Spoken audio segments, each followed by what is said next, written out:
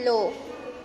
तुरंगे खंडने वायु शयने गमनोद्यमे प्रतापे च प्रसादे च चंद्रिकाया गणातपे कवाडपाटने सप्तविभक्त्यर्थे तरंगके वीधि प्रवेश भावेति समत्वे च अंगरातके आत्मा ते चपटे चापि दूषण भावति दर्शने तालपत्रे च कीटे च द्रव्यादिस्पर्शने तथा आशीर्वाद क्रियायां च नृपस्येतर्ष भावने तत्र तत्रेति वचने सिन्धौ दु